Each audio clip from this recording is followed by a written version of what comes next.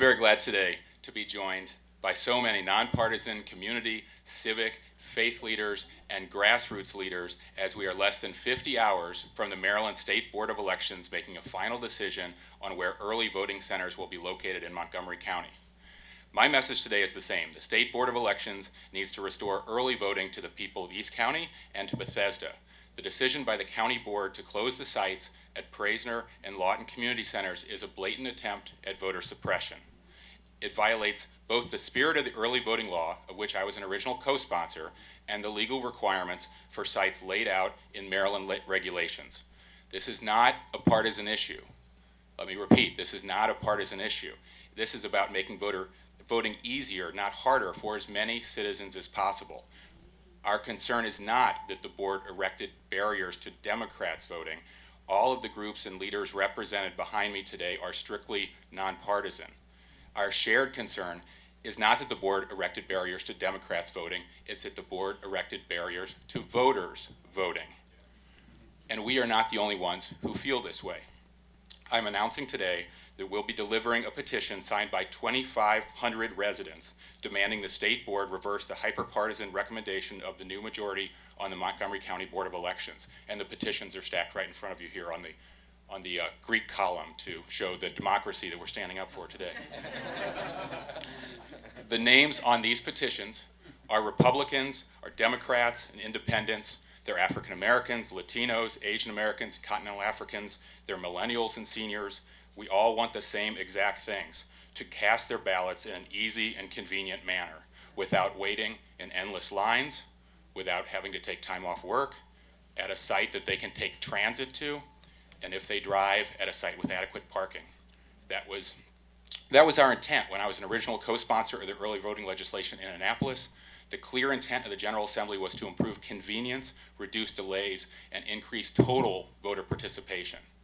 We learned at the hearing on October 1st that the decision of the majority to make voting harder for people of color, seniors, and working families was made in illegal, secret meetings behind closed doors in consultation with party leaders.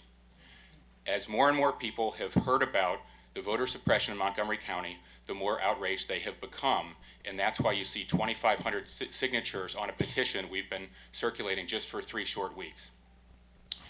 Voters have not stayed silent. They've signed this petition, they've written letters, they've made calls, they've attended rallies, and I hope the members of the State Board of Elections on Thursday hear what the voters of Maryland are saying. Here is one insightful comment from a petition signer named Deborah from Brookville, who says, quote, "I happen to live near the new voting site, and I know that it's not near any large population center, nor is it easily accessible via public transportation. I feel that putting early voting at Longwood will create a hardship for anyone who doesn't have a car." And again, she's from Brookville, not Burtonsville.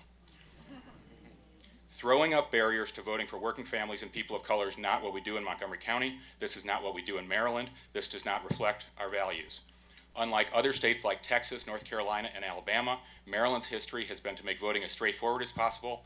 Over the last few years, when I was in the General Assembly, we voted to expand early voting hours, to add early voting sites, to add early voting on Sunday, and to allow same-day voter registration. And I'm happy that my colleagues in the General Assembly are continuing these reforms by pushing for automatic same-day registration. I know Chairman Jim Shalek has come under fire recently, and now he proposes to reopen the Praisner site. He's been quoted as saying that he's looking for a, quote, compromise, that we should haggle and horse trade over who can early vote and who can't. He wants us to stop talking about this and to claim some sort of victory and go home. Let me say this to Mr. Shalek. You do not talk about compromises when you're talking about voting rights. We don't condone blatant voter suppression, whether it's done in my district, in Burtonsville, or in another district in Bethesda. I refuse to be picking winners and losers between voters from different parts of the county. From what Mr. Shalek is saying, it seems like he still misunderstands his role. The members of the Board of Elections are not policymakers, and they're not elected. The General Assembly passed, and the voters of Maryland ratified a constitutional amendment to authorize early voting to improve convenience for the greatest number of voters possible. Convenience for the greatest number of voters. With that mandate, the regulations spell out very clearly the specific requirement for site locations. It's not the role of the board to cook up any additional criteria like geographic diversity. And it's not their role now to negotiate with us with partisan intent which sites stay open and which ones close. Their role is simply to carry out the law and the regulations as they were passed by the General Assembly.